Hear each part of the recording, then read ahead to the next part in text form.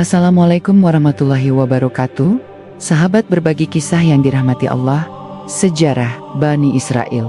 Sebuah kisah panjang yang penuh rahasia, pertumpahan darah, pengkhianatan, dan janji Allah yang tidak pernah mereka tepati. Kita mengenal nama mereka sering muncul dalam Al-Quran, tersebar dalam kitab-kitab suci. Namun yang jarang kita ketahui adalah bagaimana benang merah sejarah mereka membentang ribuan tahun, menghubungkan para nabi peradaban hingga politik dunia hari ini. Apa sebenarnya yang terjadi dengan kaum yang disebut sebagai umat pilihan ini? Bagaimana mereka bisa jatuh dari kedudukan mulia sebagai penerima wahyu Allah, menjadi bangsa yang dikenal dengan pengkhianatan dan pelanggaran terhadap perintah Tuhan? Dan mengapa jejak mereka selalu berkaitan dengan fitnah besar dalam sejarah manusia? Mari kita membuka lembar demi lembar dokumen sejarah yang terkubur. Kita akan menyusuri jejak Bani Israel dari awal mula mereka bersama Nabi Yakub hingga pertarungan ideologi mereka dengan Nabi Muhammad SAW. Inilah sejarah Bani Israel, bukan seperti yang kita dengar di buku-buku pelajaran, melainkan sebagaimana yang Allah firmankan dalam Al-Quran, serta dijelaskan para ulama Ahlus Sunnah wal Jamaah. Bismillah, mari kita mulai ceritanya.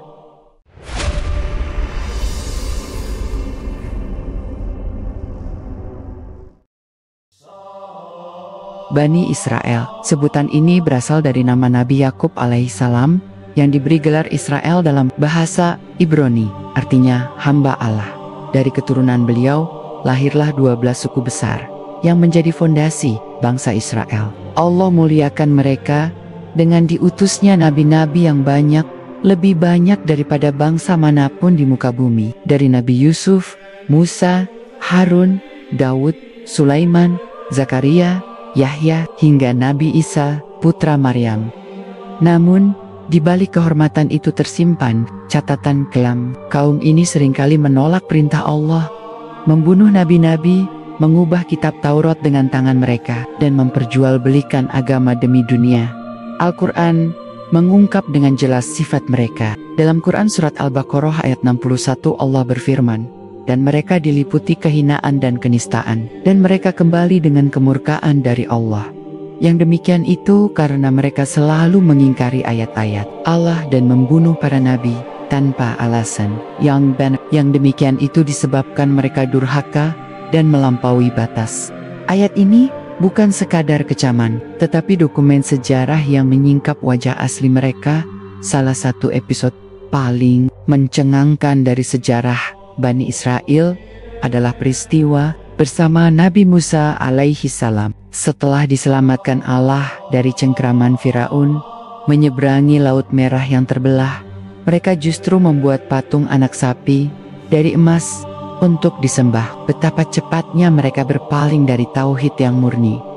Nabi Musa kembali dari pertemuannya dengan Allah di Bukit Dor membawa Taurat, namun mendapati kaumnya sudah tersesat. Quran Surat Al-A'raf ayat 148 menceritakan, dan kaum Musa, setelah kepergian Musa, mereka membuat dari perhiasan mereka anak sapi yang bertubuh dan bersuara. Apakah mereka tidak mengetahui bahwa anak sapi itu tidak dapat berbicara dengan mereka dan tidak dapat memberi petunjuk kepada mereka? Inilah gambaran awal sebuah bangsa yang diberi mukjizat besar, namun berulang kali ingkar.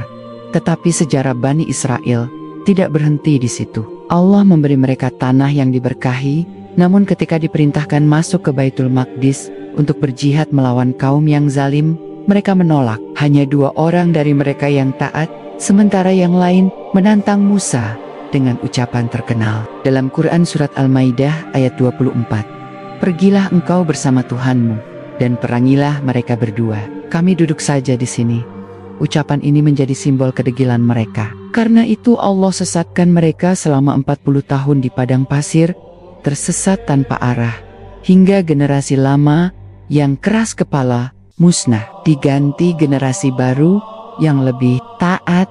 Namun ketegangan sejarah Bani Israel tidak hanya soal ibadah dan ketaatan. Mereka juga berhubungan dengan fitnah besar yang melibatkan politik dan kekuasaan. Dalam catatan sejarah, Nabi Daud alaihissalam diberi kerajaan yang kuat, dan Nabi Sulaiman alaihissalam bahkan memiliki kerajaan yang tidak pernah diberikan kepada siapapun setelahnya. Mereka menguasai jin, angin, dan hewan.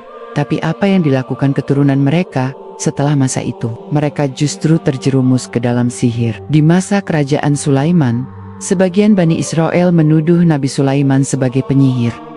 Padahal Allah menegaskan bahwa Sulaiman tidak kafir. Yang kafir adalah setan yang mengajarkan sihir kepada manusia. Quran Surat Al-Baqarah ayat 102 menyingkap fakta mengejutkan ini.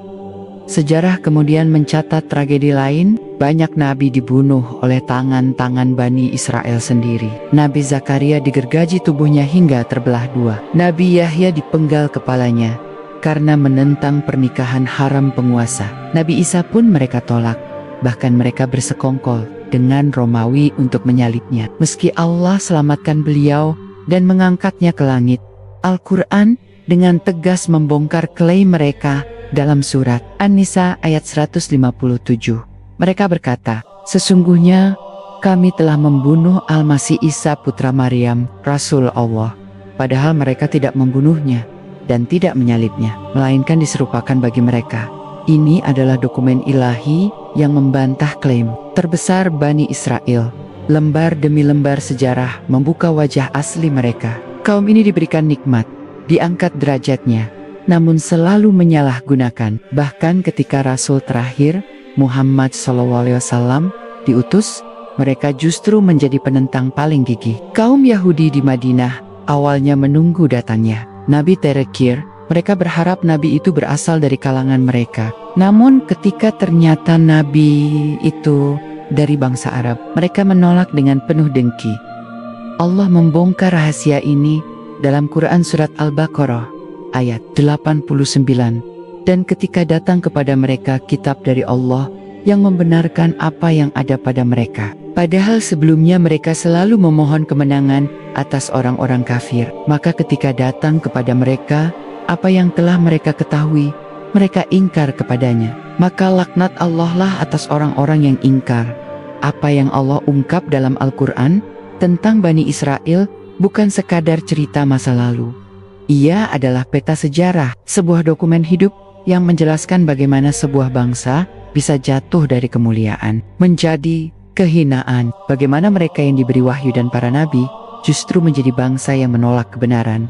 Namun yang paling mencengangkan, lembaran sejarah ini ternyata masih berlanjut hingga hari ini. Kita akan melihat bagaimana Bani Israel menanamkan rencana besar mereka di Tanah Suci. Bagaimana mereka menggunakan agama untuk menutupi agenda duniawi. Dan bagaimana jejak mereka akan terus terkait dengan perjalanan umat Islam hingga akhir zaman. Bani Israel selalu berada di pusat pertarungan sejarah. Mereka bukan sekadar satu bangsa kecil di Timur Tengah. Mereka adalah bangsa yang diikat oleh perjanjian dengan Allah, namun berkali-kali melanggarnya. Mereka tahu kebenaran, tetapi memilih jalan kebatilan. Dan inilah yang membuat sejarah mereka penuh dengan keanehan dan kontradiksi setelah masa para nabi besar berlalu. Termasuk Nabi Daud dan Nabi Sulaiman, Bani Israel mulai terpecah belah. Dua kerajaan muncul, kerajaan Israel di utara dan kerajaan Yehuda di selatan. Pertikaian internal ini membuka pintu bagi bangsa-bangsa lain untuk menaklukkan mereka. Babilonia datang, menghancurkan Baitul Maqdis dan membawa mereka sebagai tawanan. Peristiwa ini dikenal sebagai pengasingan Babilonia. Al-Quran pun menyinggung hal ini dalam surat Al-Isra ayat 4 hingga 7. Allah berfirman, dan telah kami tetapkan terhadap Bani Israel dalam kitab itu, sesungguhnya kamu akan membuat kerusakan di muka bumi ini 2 kali, dan pasti kamu akan menyombongkan diri dengan kesombongan yang besar. Maka apabila datang saat hukuman bagi kejahatan yang pertama dari kedua kejahatan itu, kami datangkan kepada kamu hamba-hamba kami yang mempunyai kekuatan yang besar. Lalu mereka merajalela di kampung-kampung, dan itulah ketetapan yang pasti. Kemudian kami berikan kepada kamu giliran untuk mengalahkan mereka kembali, dan kami membantumu dengan harta kekayaan dan anak-anak, dan kami jadikan kamu kelompok yang lebih besar. Jika kamu berbuat baik, berarti kamu berbuat baik bagi dirimu sendiri, dan jika kamu berbuat jahat, maka itu untuk dirimu sendiri. Maka apabila datang saat hukuman bagi kejahatan yang kedua, kami datangkan musuh-musuhmu untuk menghitamkan wajahmu dan memasuki masjid, sebagaimana musuh-musuhmu memasukinya pada kali pertama, dan untuk membinasakan apa saja yang mereka kuasai. Dengan sehancur-hancurnya, ayat ini bukan sekadar nubuat, ia adalah catatan sejarah. 2 kali Bani Israel melakukan kerusakan besar di bumi, 2 kali pula Allah hancurkan mereka melalui tangan musuh. Yang pertama adalah kehancuran oleh bangsa Babilonia. Yang kedua oleh bangsa Romawi yang menghancurkan Baitul Maqdis pada tahun 70. Namun meski sudah dihukum berulang kali, sifat keras kepala mereka tidak pernah hilang. Bahkan setelah masa pengasingan Babilonia, mereka kembali dengan kekuatan baru. Mereka mulai menulis ulang kitab mereka. Taurat yang asli yang diturunkan kepada Musa sudah lama hilang, yang tersisa hanyalah catatan lisan yang kemudian disusun ulang oleh para rahib. Maka lahirlah versi Taurat yang kita kenal sekarang, penuh campuran antara wahyu dan tangan manusia. Inilah mengapa Allah berfirman dalam Quran surat Al-Baqarah ayat 79, maka celakalah orang-orang yang menulis kitab dengan tangan mereka, lalu mereka berkata, ini dari Allah, untuk memperoleh keuntungan yang sedikit. Maka celakalah mereka karena apa yang ditulis oleh tangan mereka, dan celakalah mereka karena apa yang mereka kerjakan. Ayat ini adalah sebuah pengumuman bahwa kitab mereka sudah tercemar. Taurat yang mereka pegang bukan lagi wahyu murni, melainkan hasil editan, sisipan, dan penghapusan. Lebih jauh lagi, mereka mulai mengembangkan tradisi lisan yang kemudian dikenal sebagai Talmud. Inilah kitab yang paling berpengaruh dalam kehidupan mereka.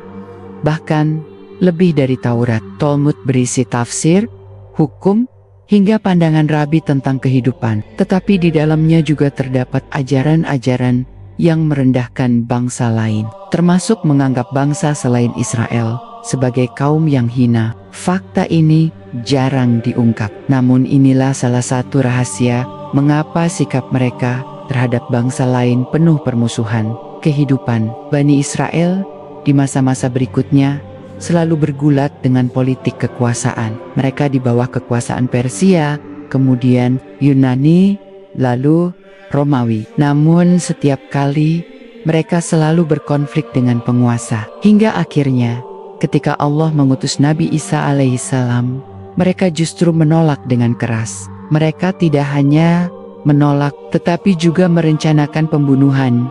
Dalam Injil mereka disebutkan rencana itu, namun Al-Quran meluruskan fakta sebenarnya. Nabi Isa tidak dibunuh, tidak disalib, tetapi Allah angkat ke langit. Yang disalib hanyalah orang yang diserupakan. Peristiwa ini menjadi titik balik. Sejak saat itu, Bani Israel tidak lagi memiliki nabi yang baru. Wahyu yang terakhir untuk mereka telah ditutup. Lalu apa yang mereka lakukan setelah itu? Mereka berpaling ke politik dunia. Mereka menunggu Mesias versi mereka, seorang raja penyelamat yang akan membangkitkan kembali kejayaan Israel. Keyakinan ini bertahan hingga hari ini, menjadi dasar ideologi Zionisme modern ketika Nabi Muhammad SAW diutus. Kaum Yahudi di Madinah awalnya bersemangat. Mereka tahu dari kitab mereka sendiri bahwa Nabi terakhir sudah dekat. Mereka bahkan sering mengancam orang-orang Arab dengan berkata, akan datang seorang nabi, kami akan ikut dengannya, lalu kami akan mengalahkan kalian sebagaimana kaum Ad dan Iram dikalahkan. Namun ketika nabi itu benar-benar datang, ternyata bukan dari keturunan Israel, melainkan dari bangsa Arab Quraisy. Dengki pun membakar hati mereka. Mereka menolak Muhammad. Meski mereka tahu tanda-tanda kenabiannya, Allah ungkap fakta ini dalam Quran surat Al-Baqarah ayat 146. Orang-orang yang telah kami beri kitab mengenalnya sebagaimana mereka mengenal anak-anak mereka sendiri. Dan sesungguhnya sebagian di antara mereka benar-benar menyembunyikan kebenaran. Padahal mereka mengetahui di Madinah sejarah mencatat peran 3 suku Yahudi besar, Bani Kainuka, Bani Nadir, dan Bani Quraizah. Mereka semua bersekutu dengan Rasulullah dalam piagam Madinah Tetapi akhirnya satu demi satu berkhianat. Bani Qainuqa melanggar perjanjian dengan merendahkan seorang muslimah di pasar mereka, hingga terjadi keributan. Rasulullah usir mereka dari Madinah. Bani Nahir bersekongkol untuk membunuh Rasulullah dengan menjatuhkan batu, namun rencana itu terbongkar. Mereka pun diusir dari Madinah menuju Khaybar. Bani Quraisyah adalah yang paling tragis. Mereka berkhianat pada saat paling genting, yaitu Perang Khandaq. Ketika pasukan sekutu mengepung Madinah, mereka justru membuka pintu benteng untuk musuh. Pengkhianatan ini membuat Rasulullah menjatuhkan hukuman keras kepada mereka. Kaum laki-laki mereka dihukum mati, sedangkan wanita dan anak-anak menjadi tawanan. Fakta ini mencengangkan, tetapi inilah catatan sejarah bahwa pengkhianatan telah menjadi pola berulang dalam perjalanan Bani Israel. Namun, yang membuat kisah ini semakin mengejutkan adalah kenyataan bahwa Allah sudah menetapkan perjalanan sejarah mereka hingga akhir zaman. Nabi Muhammad SAW bersabda dalam hadis sahih riwayat Imam Muslim, kiamat tidak akan terjadi hingga kaum muslimin memerangi orang-orang Yahudi, hingga orang Yahudi bersembunyi di balik batu dan pohon. Lalu batu dan pohon berkata, "Wahai Muslim, wahai hamba Allah, ini ada orang Yahudi di belakangku, kemarilah dan bunuhlah dia, kecuali pohon Garkor, karena pohon itu adalah pohon orang Yahudi." Hadis ini adalah isyarat bahwa konflik dengan mereka akan terus berlangsung sampai akhir sejarah manusia. Hari ini kita melihat bagaimana sejarah Bani Israel kembali bangkit dalam bentuk negara Israel modern. Mereka menancapkan pengaruh di tanah Palestina, tanah yang Allah berkahi. Mereka mengklaim diri sebagai pewaris sah tanah itu, padahal Al-Quran sudah membongkar kebohongan mereka. Mereka bukanlah pewaris janji Allah, karena mereka telah mengingkari perjanjian. Sejarah Bani Israel bukan sekadar masa lalu. Ia adalah naskah yang terus berulang. Dari pengkhianatan di masa Nabi Musa, keingkaran terhadap Nabi Isa, penolakan terhadap Nabi Muhammad, hingga fitnah akhir zaman. Semua itu terhubung dalam satu garis merah yang jelas. Bani Israel bukan hanya sebuah bangsa, mereka adalah simbol pertarungan ideologi. Allah mengangkat mereka, namun juga mempermalukan mereka ketika mereka ingkar. Dan yang mengejutkan, seluruh peristiwa yang menimpa mereka tidak pernah lepas dari satu tempat tanah suci Palestina, khususnya Baitul Maqdis.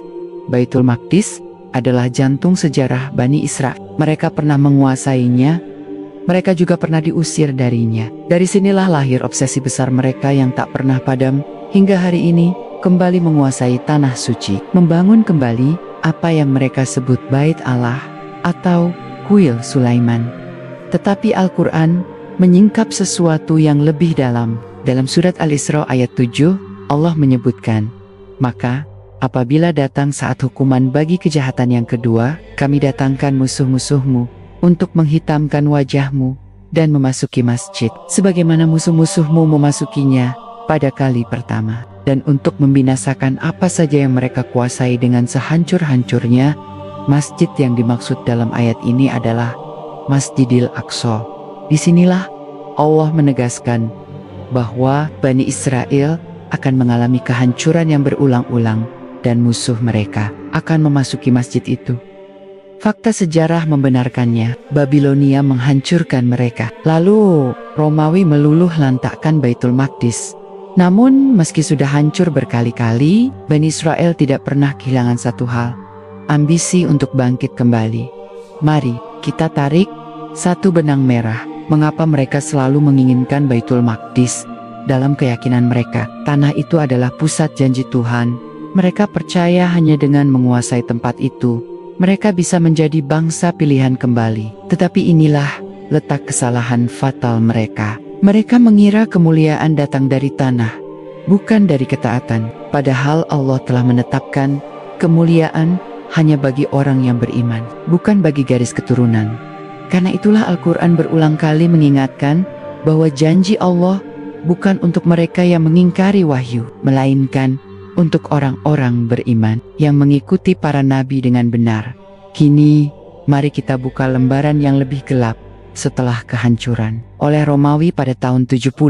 orang-orang Yahudi tercerai-berai ke seluruh dunia. Mereka tidak lagi memiliki negara, tidak memiliki pusat ibadah, tidak memiliki kekuasaan. Namun justru dari ketercerai-beraian itu, lahir sebuah pola baru. Mereka menyusup ke berbagai bangsa, menguasai ekonomi, dan mengendalikan politik dari balik layar. Disinilah rahasia besar mulai terbentuk. Para rabi mereka menanamkan doktrin bahwa mereka harus bertahan hidup sebagai bangsa terpilih. Meskipun tanpa negara, mereka harus menunggu Mesias yang akan datang membangkitkan kerajaan mereka. Tetapi, siapa Mesias itu? Dalam tradisi mereka, Mesias adalah seorang raja keturunan Daud yang akan memimpin dunia. Namun dalam riwayat-riwayat Islam, para ulama Ahlus Sunnah wal Jamaah menjelaskan bahwa Mesias yang akan mereka ikuti di akhir zaman bukanlah penyelamat, melainkan Al-Masih ad-Dajjal. Hadis sahih riwayat Imam Muslim menegaskan, tidak ada seorang nabi pun kecuali telah memperingatkan kaumnya dari fitnah Dajjal, dan aku adalah nabi terakhir. Dajjal itu buta sebelah matanya, sedangkan Rob kalian tidak buta sebelah. Dan dalam banyak riwayat disebutkan bahwa orang Yahudi akan menjadi pengikut terbesar Dajjal. Bahkan disebutkan bahwa Dajjal akan keluar dari negeri Yahudi di Khurasan, dan 70.000 orang Yahudi dari Isfahan akan mengikutinya. Inilah rahasia yang jarang dibicarakan, bahwa obsesi mereka terhadap Mesias sebenarnya akan berujung pada pengikutannya kepada Dajjal. Namun sebelum sampai pada fase itu, sejarah mencatat satu fase penting, lahirnya gerakan Zionisme. Zionisme bukan sekadar politik, melainkan ideologi religius yang berakar pada obsesi lama mereka terhadap Baitul Maqdis. Gerakan ini dimulai pada akhir abad ke-19, dipimpin oleh tokoh seperti Theodor Herzl. Mereka memanfaatkan penderitaan panjang kaum Yahudi di Eropa untuk membangkitkan semangat kembali ke tanah Palestina. Namun yang mencengangkan adalah bagaimana dunia barat justru membuka jalan bagi mereka. Inggris melalui deklarasi Balfour pada tahun 1917 menjanjikan tanah Palestina sebagai tanah air bagi orang Yahudi. Ini bukan kebetulan. Sejarah membuktikan bahwa kekuatan politik dunia seringkali menjadi alat bagi ambisi lama Bani Israel. Lalu kita melihat peristiwa tahun 1948, berdirinya negara Israel modern. Peristiwa ini bukan sekadar politik kolonial. Bagi mereka, ini adalah penggenapan nubuat. Bagi umat Islam, ini adalah pengkhianatan baru di tanah suci. Sejak saat itu, konflik tidak pernah berhenti. Tanah Palestina dijajah, Masjidil Aqsa dinodai, dan darah kaum muslimin terus ditumpahkan. Semuanya bersambung dengan sejarah panjang pengkhianatan mereka sejak zaman para nabi. Mari kita tarik satu kesimpulan investigatif. Sejauh ini, sejarah Bani Israel tidak pernah terputus. Dari Nabi Musa hingga hari ini, pola mereka selalu sama: diberi nikmat, lalu kufur, diberi kesempatan, lalu berkhianat. Mereka menunggu Mesias, padahal yang mereka tunggu adalah Dajjal. Mereka mengklaim janji Allah, padahal janji itu sudah dicabut dari mereka. Dan yang lebih mencengangkan, seluruh perjalanan ini sudah dibongkar oleh Al-Quran ribuan tahun lalu.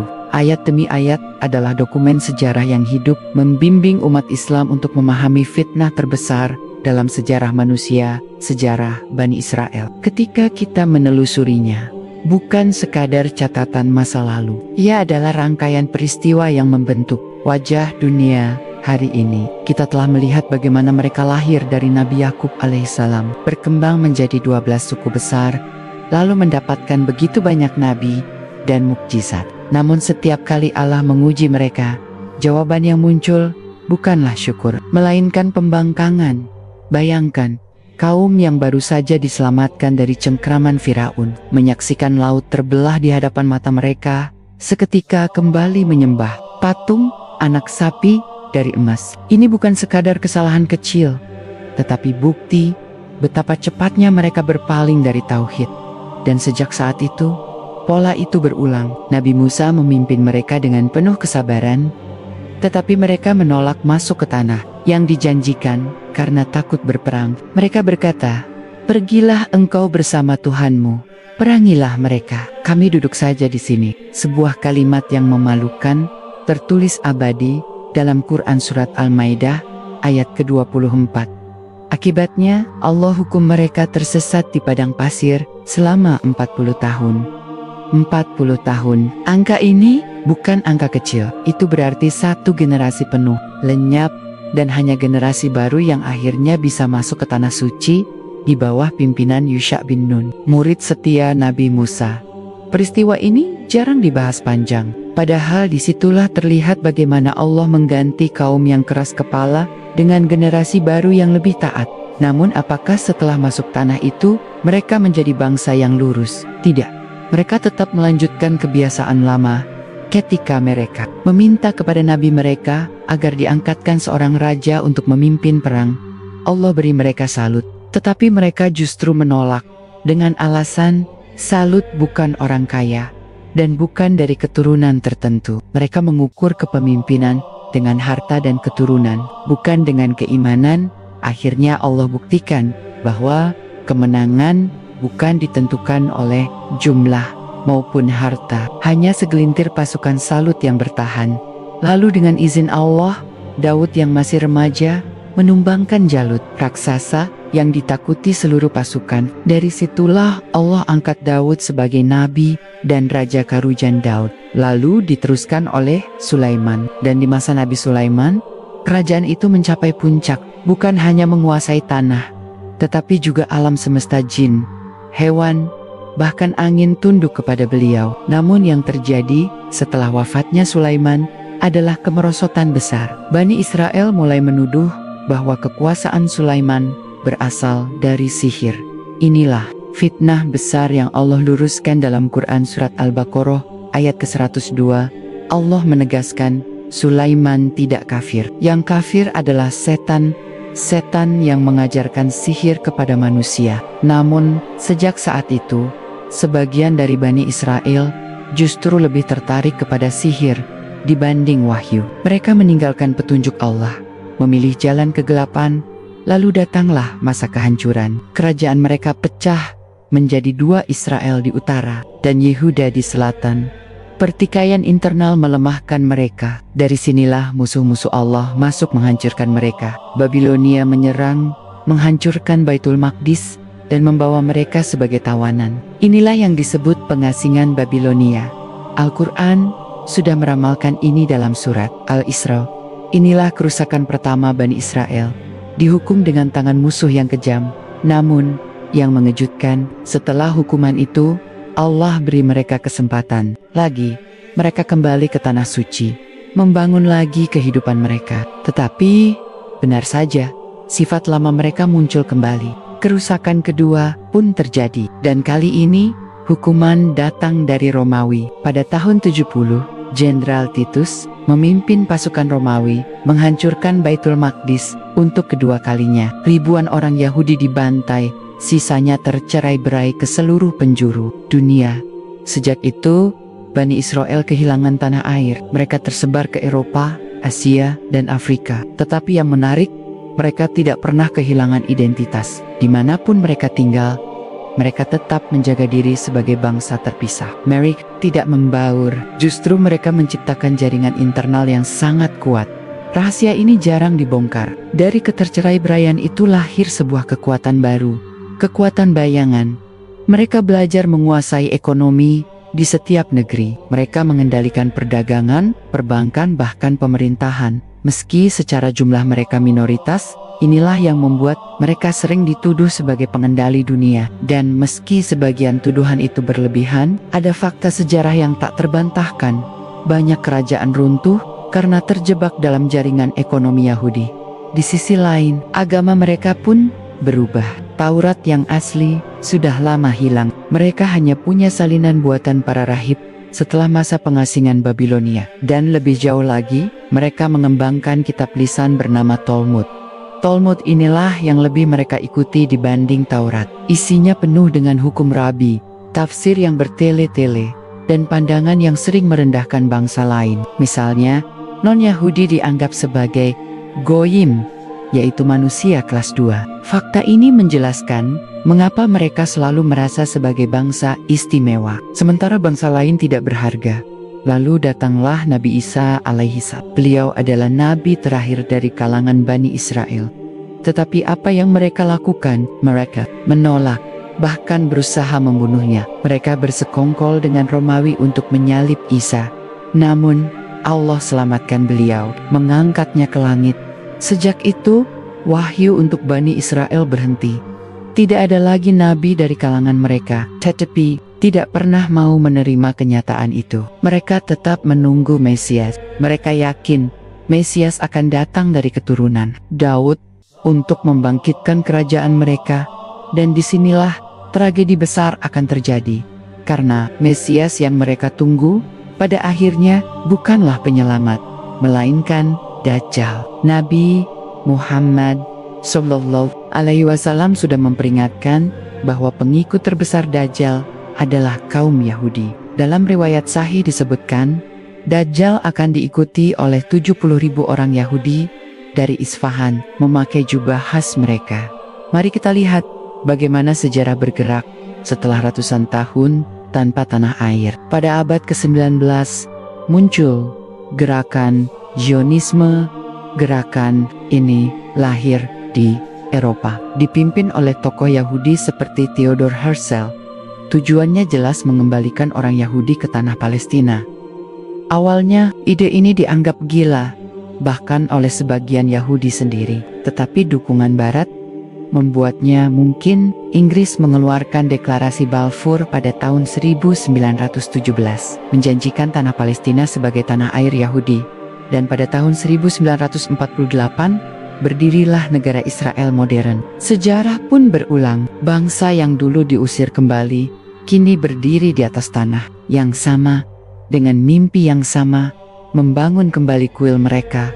Tetapi umat Islam tidak boleh lupa, Al-Quran sudah memperingatkan kita, Allah tidak memberikan tanah itu kepada mereka untuk selamanya. Allah hanya memberikan jika mereka taat, dan karena mereka telah kufur, janji itu bukan lagi milik mereka.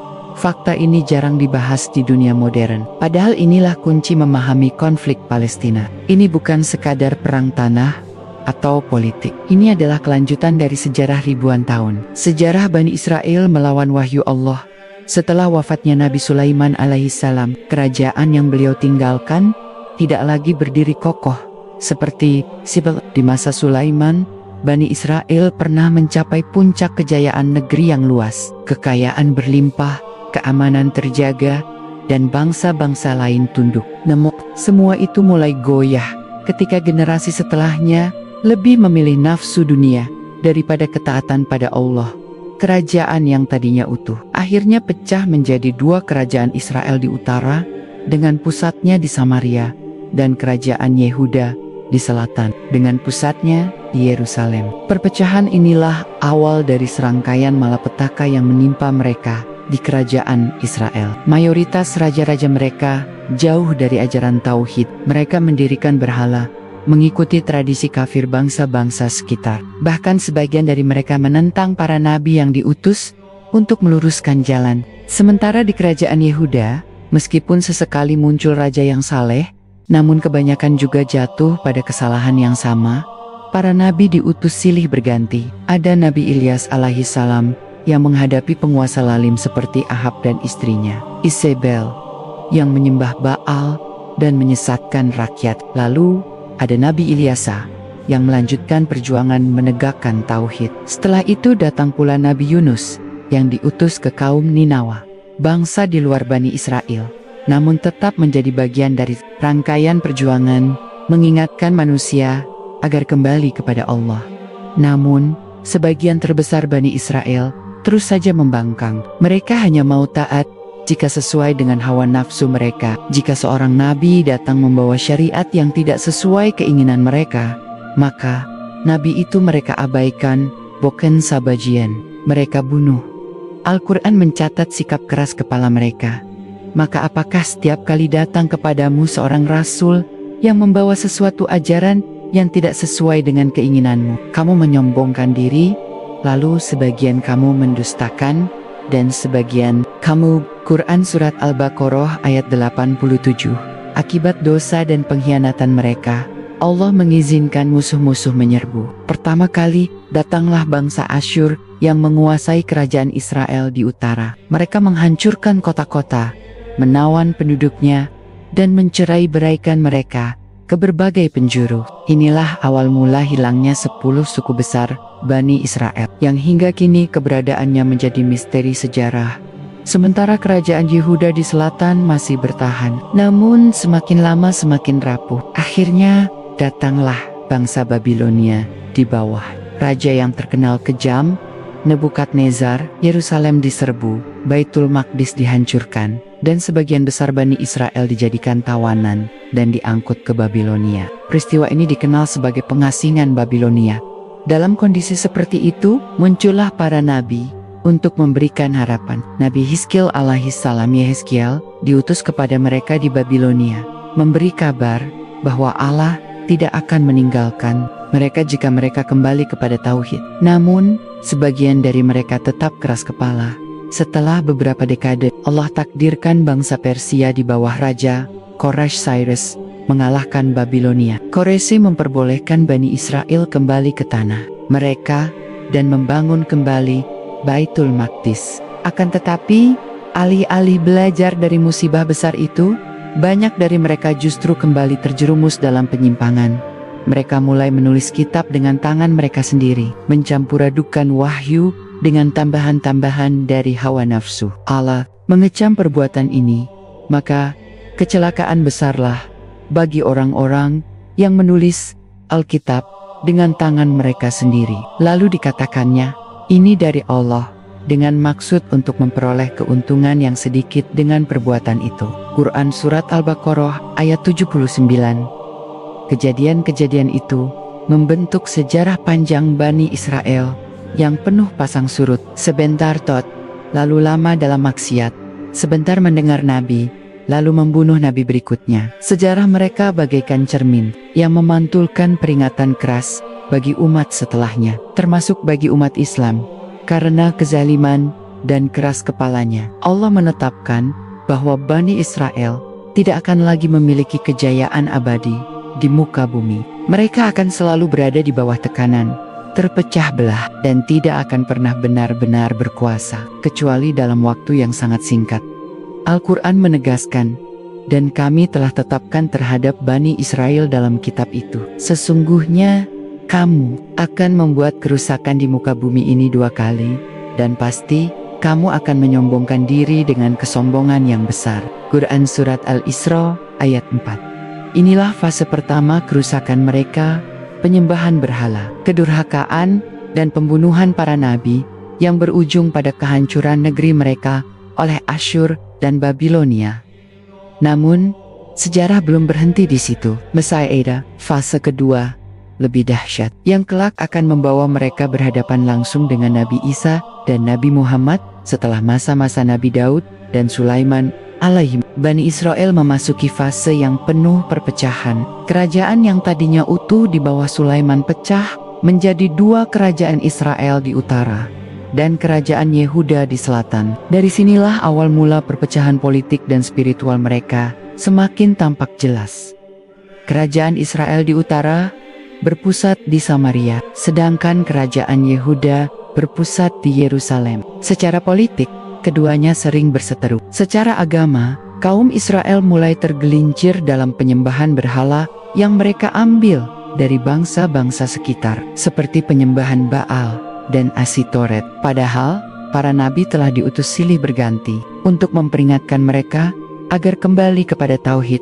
Nabi Ilyas alaihissalam muncul di tengah kondisi kacau itu, menghadapi Raja Ahab dan istrinya Izebel yang membawa penyembahan Baal ke jantung kerajaan Israel. Kisahnya penuh tantangan. Beliau menantang nabi-nabi palsu untuk membuktikan siapa Tuhan yang sebenarnya. Namun, meskipun mukjizat nyata tampak, banyak dari Bani Israel tetap keras kepala. Setelah itu datang pula Nabi Ilyas alaihissalam, melanjutkan perjuangan Ilyas, namun penyelewengan semakin menjadi-jadi. Bani Israel hanya taat sebentar, lalu kembali ingkar. Inilah pola sejarah mereka, berjanji setia, lalu melanggar lagi.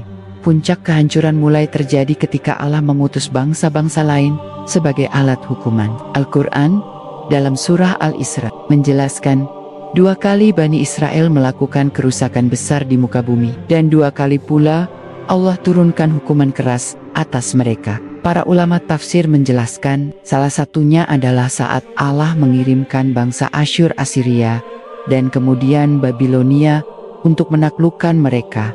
Sekitar abad ke-8 sebelum Masehi, bangsa Asyur menyerbu kerajaan Israel di utara. 10 suku besar Bani Israel diusir, ditawan, dan tercerai-berai. Sejak itu mereka dikenal sebagai The Lost Tribes, 10 suku yang hilang dari sejarah. Tinggallah kerajaan Yehuda di selatan yang masih bertahan sebentar.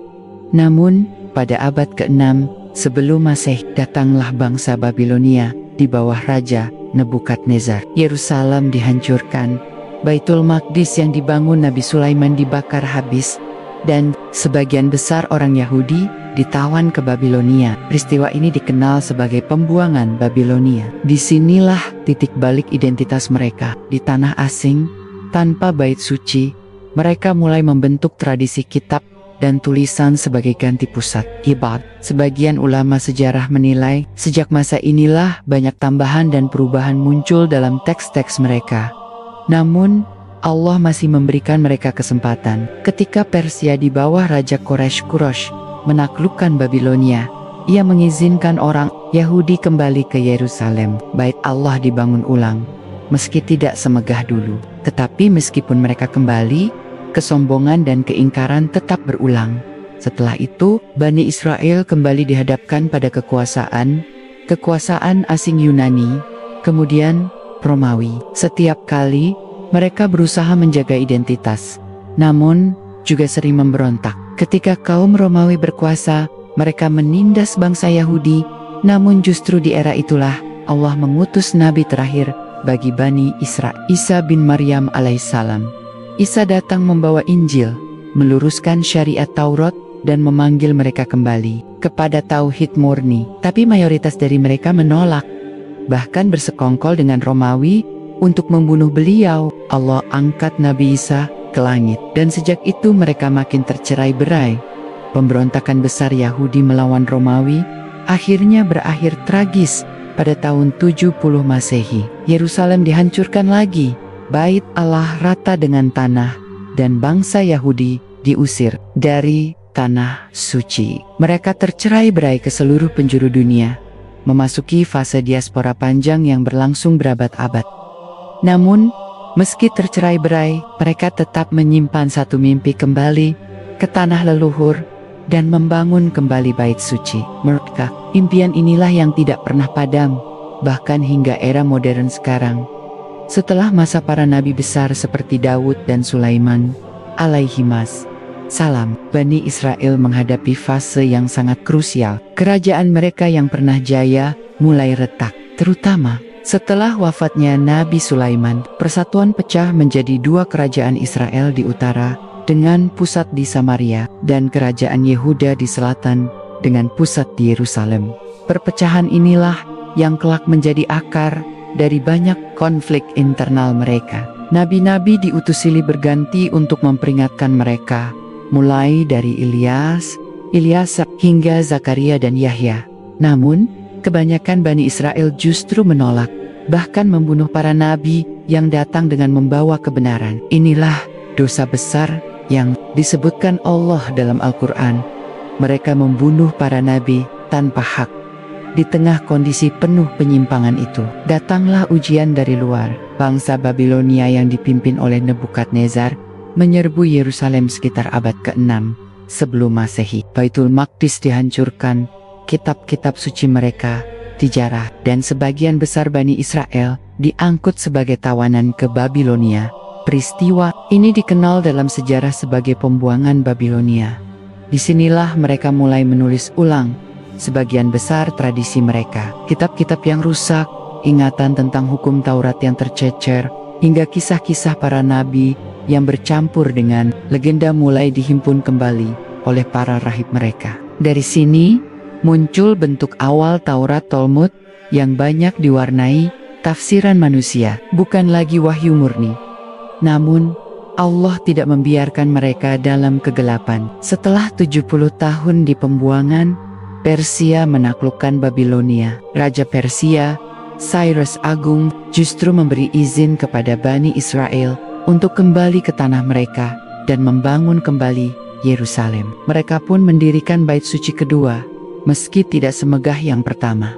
Sayangnya, alih-alih mengambil pelajaran, mereka kembali pada sifat lama meremehkan perintah Allah, mencampur adukan kebenaran dengan kebatilan, dan lebih mencintai dunia daripada menjaga tauhid. Dari sinilah muncul kelompok-kelompok di internal mereka, seperti Saduki, Farisi, dan Essens, yang berbeda-beda dalam memahami kitab. Hingga akhirnya, datanglah masa yang paling menentukan kedatangan Nabi Isa alaihissalam. Beliau lahir dari Maryam, seorang wanita suci dari keluarga Imran. Isa datang bukan membawa agama baru, melainkan mengembalikan Bani Israel kepada tauhid murni yang mereka tinggalkan. Namun, apa respons mereka? Sebagian kecil beriman, tetapi mayoritas menolak. Bahkan, ada yang bersekongkol dengan penguasa Romawi untuk menyalibnya. Tetapi Allah selamatkan Isa dan mengangkatnya ke langit. Sejak saat itu, Bani Israel semakin tercerai-berai. Yerusalem kemudian dikuasai penuh oleh Romawi. Dan pada tahun 70 Masehi, setelah mereka memberontak, Romawi di bawah Jenderal Titus menghancurkan kembali bait suci kedua. Peristiwa ini dikenal sebagai penghancuran Yerusalem kedua. Sejak itu, Bani Israel kehilangan tanah, tercerai-berai ke berbagai negeri, dan hidup sebagai kaum diaspora ribuan tahun lamanya. Namun, meski tercerai-berai, mereka tetap menjaga satu hal, identitas mereka sebagai kaum pilihan. Dari sinilah berkembang tradisi-tradisi mereka yang kelak melahirkan pengaruh besar di dunia, terutama ketika sebagian dari mereka mulai menguasai ilmu, perdagangan, dan politik di negeri-negeri tempat mereka bermukim. Setelah kehancuran Yerusalem oleh bangsa Babilonia, identitas Bani Israel mengalami pergeseran besar. Mereka bukan lagi satu bangsa dengan tanah dan kerajaan, tetapi menjadi komunitas yang tercerai-berai di berbagai penjuru dunia. Disinilah muncul satu ciri khas yang melekat pada mereka sepanjang sejarah bertahan hidup dalam pembuangan. Di Babilonia, para pendeta dan ulama Bani Israel mulai menekankan pentingnya hukum Taurat sebagai pengikat identitas. Tanpa bait suci, mereka menjadikan kitab sebagai pusat kehidupan. Dari sini pula muncul tradisi sinagoga, tempat berkumpul, beribadah, dan belajar kitab. Maka, agama berubah dari sekadar ritual persembahan di bait suci menjadi lebih intelektual, berbasis hukum dan tafsir. Namun, sejarah mencatat bahwa setelah masa pembuangan berakhir, ketika Persia menaklukkan Babilonia, Bani Israel diizinkan pulang ke tanah mereka. Raja Persia, Koresi Agung, bahkan memerintahkan pembangunan kembali bait suci Yerusalem. Peristiwa ini dikenal sebagai restorasi.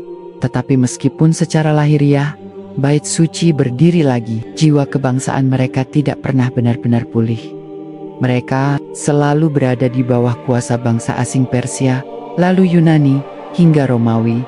Pada masa penjajahan Yunani, pengaruh budaya Helenisme mulai masuk. Sebagian Bani Israel menerima gaya hidup Yunani, sementara sebagian lain menentangnya. Dari ketegangan inilah muncul kelompok-kelompok baru dalam masyarakat Yahudi, Saduki, golongan elit yang dekat dengan penguasa dan lebih menekankan ibadah di bait suci.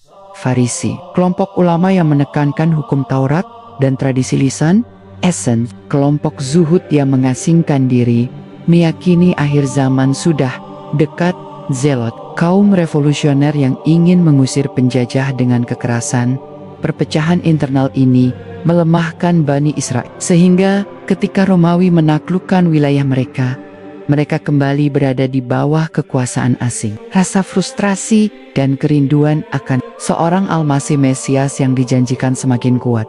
Disinilah titik penting terjadi, munculnya Nabi Isa Al-Masih alaihi salam. Beliau datang sebagai utusan Allah untuk meluruskan penyimpangan Bani Israel. Isa alaihissalam menyeru pada tauhid murni, bukan hanya ritual hukum yang kering, melainkan ibadah yang hidup dengan ruh, kasih sayang dan keikhlasan.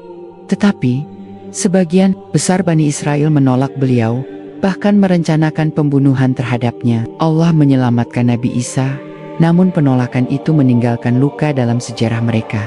Tidak lama setelah itu, pada tahun 70 Masehi, bangsa Romawi menghancurkan Yerusalem dan Bait Suci kedua.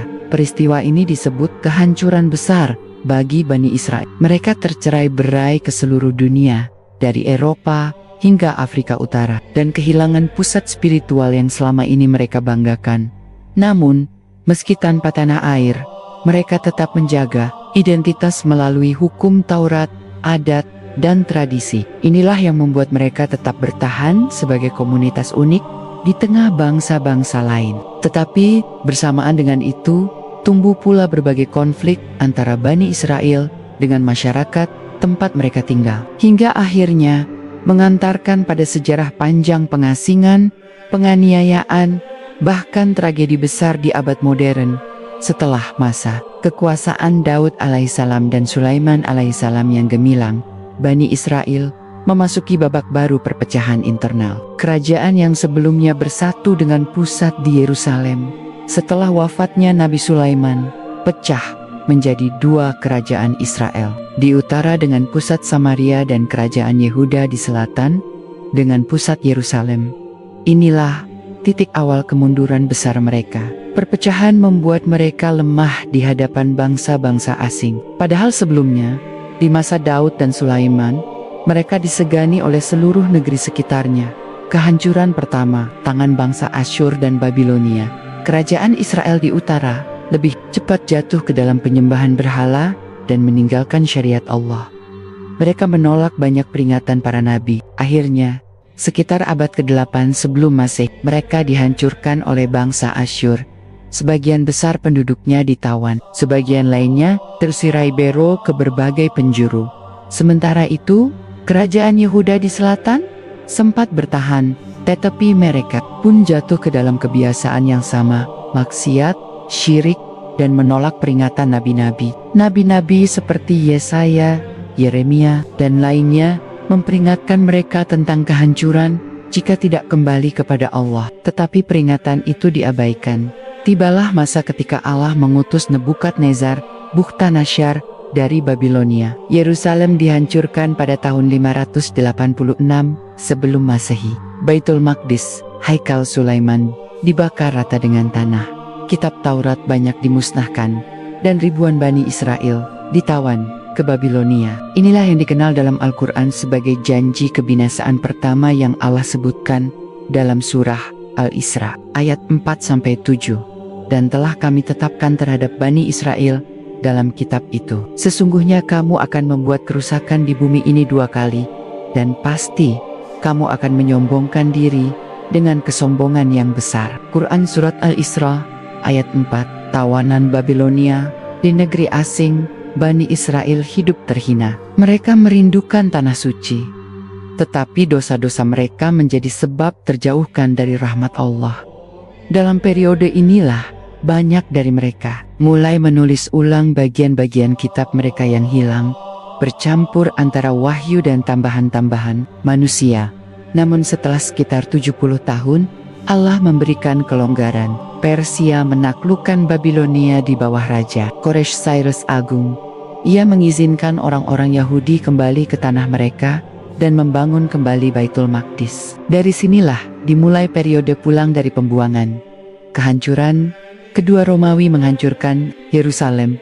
Meski sempat kembali ke tanah suci, Bani Israel tetap mengulangi dosa dan penyimpangan mereka. Mereka menolak sebagian besar nabi yang diutus, bahkan sampai membunuh nabi-nabi Allah. Hingga akhirnya Allah mengutus Nabi Isa alaihissalam sebagai penutup bagi Bani Israel, membawa kabar gembira sekaligus peringatan keras. Sebagian kecil Bani Israel beriman kepada beliau, tetapi mayoritas menolak dan bersekongkol untuk membunuhnya. Inilah puncak dari kesombongan mereka. Maka Allah menepati janjinya yang kedua. Pada tahun 70 Masehi, tentara Romawi di bawah Jenderal Titus mengepung Yerusalem. Baitul Maqdis kembali dihancurkan, ribuan Yahudi dibunuh, sisanya ditawan dan disebar ke berbagai negeri. Inilah yang disebut Al-Quran sebagai kebinasaan kedua dalam surah Al-Isra. Sejak itu, mereka hidup sebagai kaum yang tercerai-berai, diaspora, tanpa tanah air, hingga berabad-abad lamanya. Setelah masa kejayaan, di bawah kepemimpinan Nabi Daud dan Nabi Sulaiman alaihissalam, Bani Israel memasuki periode kemunduran yang panjang. Kerajaan yang dulunya bersatu mulai terpecah menjadi dua, kerajaan Israel di utara dan kerajaan Yehuda di selatan. Perpecahan ini bukan sekadar politik, tetapi juga akidah. Sebagian dari mereka mulai kembali menyembah berhala, mengikuti tradisi bangsa-bangsa sekitar, meskipun para nabi terus diutus untuk memperingatkan penjajahan dan kehancuran Baitul Maqdis pada abad ke-6 sebelum Masehi. Kekuasaan besar muncul dari Babilonia di bawah Nebukadnezar Bukhtanasyar. Ia menyerang Yerusalem, menghancurkan Baitul Maqdis pertama, dan membawa ribuan orang Yahudi ke Babilonia sebagai tawanan. Inilah yang dikenal dalam sejarah sebagai eksil Babilonia. Al-Quran mengisyaratkan hal ini dalam surah Al-Isra. Dan telah kami tetapkan terhadap Bani Israel dalam kitab itu, sesungguhnya kamu akan membuat kerusakan di muka bumi ini 2 kali, dan pasti kamu akan menyombongkan diri dengan kesombongan yang besar. Maka, apabila datang saat hukuman pertama dari 2 kerusakan itu, kami datangkan kepada kamu hamba-hamba kami yang memiliki kekuatan yang besar, lalu mereka merajalela di kampung, dan itulah suatu janji yang pasti terlaksana. Quran Surat Al-Isra ayat 4-5. Ayat ini oleh para ulama ditafsirkan merujuk pada kehancuran pertama Baitul Maqdis oleh pasukan Babilonia kembali ke Palestina. Beberapa dekade kemudian, Persia di bawah Quraisy Agung menaklukkan Babilonia. Ia memperbolehkan orang-orang Yahudi kembali ke Palestina dan membangun kembali Baitul Maqdis yang dikenal sebagai Baitul Maqdis kedua. Namun, mereka tidak kunjung belajar dari kesalahan. Dalam sejarah, mereka tetap berpecah belah, menolak sebagian nabi, bahkan sampai membunuh nabi-nabi.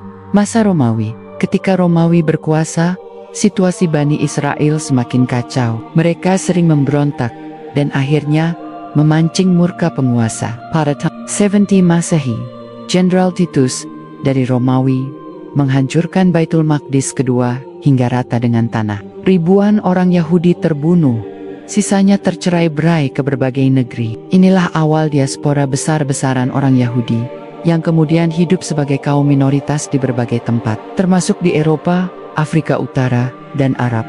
Kedatangan Nabi Isa alaihissalam. Di tengah kekacauan moral dan politik itu, Allah mengutus Nabi Isa bin Maryam alaihissalam kepada Bani Israel. Ia datang bukan membawa agama baru, melainkan untuk meluruskan kembali ajaran Tauhid, menyempurnakan hukum Taurat, dan memberi kabar tentang kedatangan Nabi terakhir. Namun, sebagaimana biasa, sebagian besar Bani Israel menolak beliau, bahkan berusaha membunuhnya. Allah menyelamatkan Nabi Isa.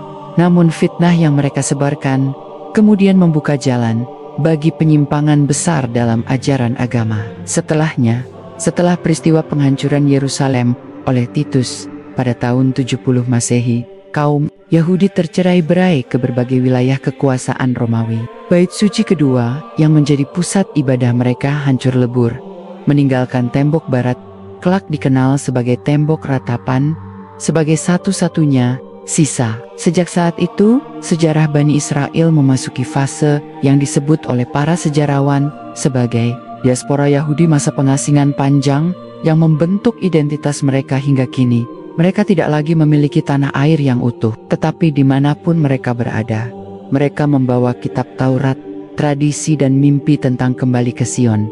Narasi inilah yang kemudian dipelihara dalam doa, nyanyian, dan teks-teks rabinik, khususnya Talmud. Yang menarik, Talmud sendiri lahir dari situasi keterpecahan, ketika sebagian besar nabi sudah tidak ada, dan mereka lebih bergantung pada rabi-rabi sebagai otoritas agama.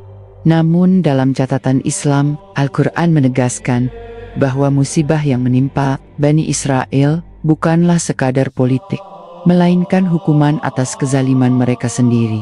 Mereka pernah membunuh nabi-nabi, mengingkari ayat-ayat Allah, bahkan menyembah berhala ketika Musa baru saja meninggalkan mereka di Sinai.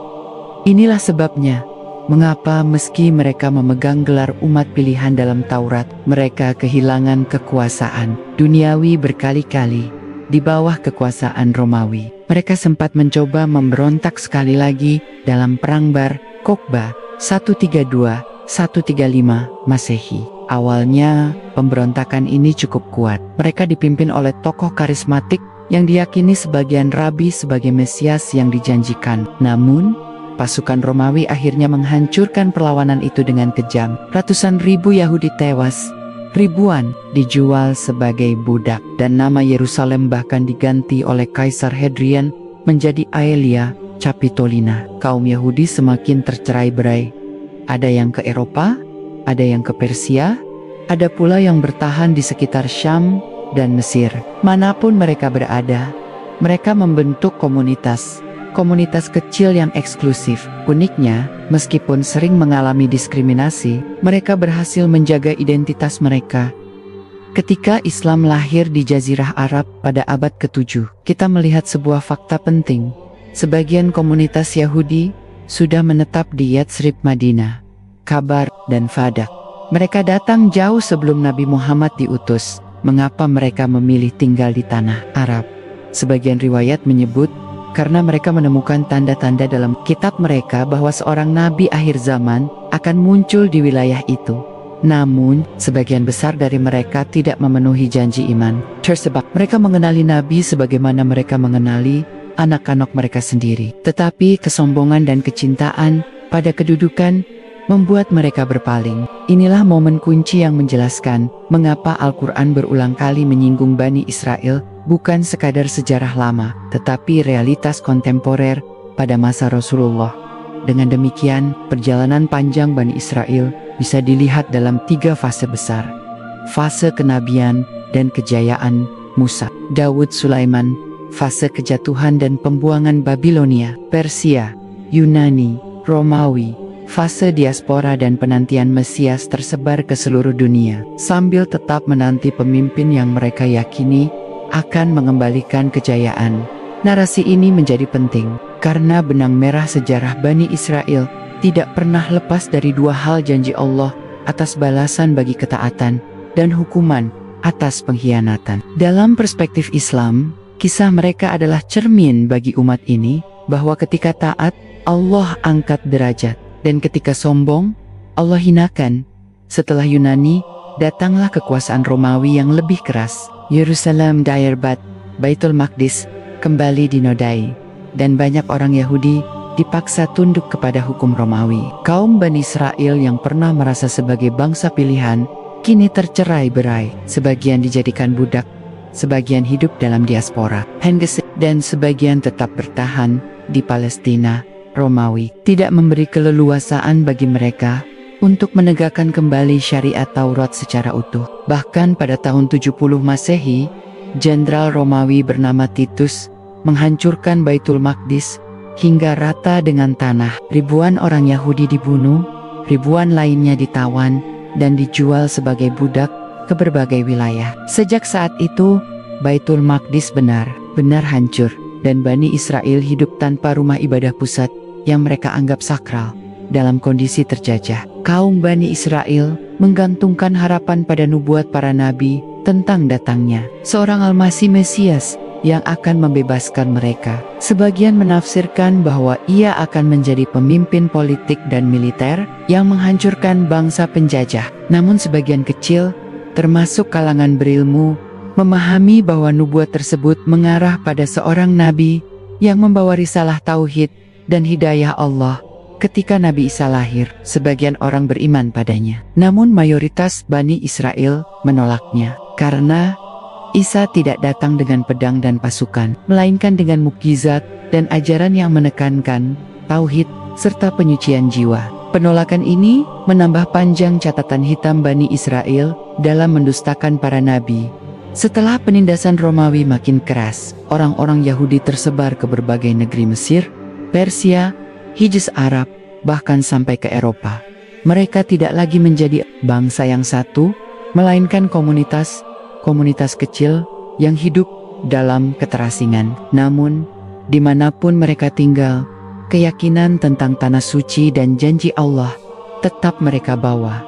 Di Jazirah Arab, terutama di Yatsrib Madinah, Kebar dan Wadi Al-Qura, komunitas Yahudi cukup besar. Mereka membangun benteng kokoh, berdagang, dan bercocok tanam. Meskipun secara lahiriah mereka bersekutu dengan suku-suku Arab, namun dalam hati mereka tetap menanti Al-Masih yang dijanjikan. Sebagian masih yakin ia akan muncul dari kalangan mereka. Kaum Yahudi di Madinah sering mengingatkan orang-orang Arab tentang kedatangan seorang nabi akhir zaman. Mereka berkata, telah dekat masanya akan muncul seorang nabi. Kami akan mengikutinya dan dengannya kami akan mengalahkan kalian sebagaimana kaum Ad dan Iram dikalahkan. Namun ketika Rasulullah benar-benar diutus dan ternyata beliau berasal dari keturunan Ismail, bukan dari keturunan Ishak, mayoritas dari mereka menolak. Hanya segelintir yang beriman, sementara yang lain memilih kafir karena kedengkian dan rasa iri. Sejarah panjang ini menunjukkan satu hal penting. Bani Israel yang diberi keistimewaan oleh Allah justru berulang kali menyia-nyiakan amanah. Pernah dipimpin nabi-nabi agung, memiliki kitab suci, bahkan pernah menguasai tanah suci. Namun karena kezaliman, kesombongan, dan penyimpangan mereka, Allah mencabut nikmat itu dan menundukkan mereka di bawah bangsa-bangsa asing. Sejarah panjang Bani Israel memberi kita gambaran yang jelas sebuah bangsa yang pernah dimuliakan Allah dengan para nabi, mukjizat, dan kitab-kitab suci, tetapi berkali-kali pula tergelincir karena kesombongan dan pengkhianatan. Mereka pernah menjadi umat pilihan, namun pilihan itu bukan jaminan kekal. Ketika mereka taat, Allah angkat mereka tinggi, namun ketika mereka kufur, Allah hinakan dengan tangan bangsa lain. Al-Quran tidak meriwayatkan kisah mereka sekadar untuk dongeng. Ia datang sebagai peringatan bagi umat Islam bahwa kejatuhan mereka bisa menimpa kita jika mengulang kesalahan serupa, mengubah agama, mengabaikan perintah, menjadikan hawa nafsu sebagai Tuhan, dan memecah belah diri. Maka sejarah Bani Israel adalah cermin yang memperlihatkan betapa dekatnya nikmat bisa berubah menjadi azab bila amanah diinjak-injak. Dan cermin itu sekaligus peringatan keras, siapapun yang menolak kebenaran setelah jelas datangnya tidak akan pernah selamat dari murka Allah.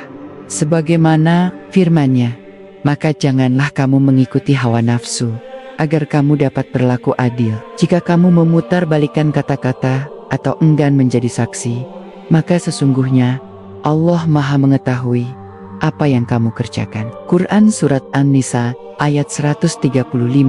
Hari ini umat Islam memiliki tanggung jawab yang sama besar. Jika Bani Israel pernah gagal menjaga amanah, maka kewajiban kita adalah membuktikan bahwa kita bisa lebih teguh, lebih lurus, dan lebih setia pada risalah. Demikianlah sejarah Bani Israel, sebuah kisah panjang penuh pelajaran, bukan untuk menghina satu kaum, tetapi untuk membuka mata seluruh manusia bahwa kebenaran hanyalah milik Allah, dan siapa yang berpaling darinya pasti akan tersesat. Wassalamualaikum warahmatullahi wabarakatuh.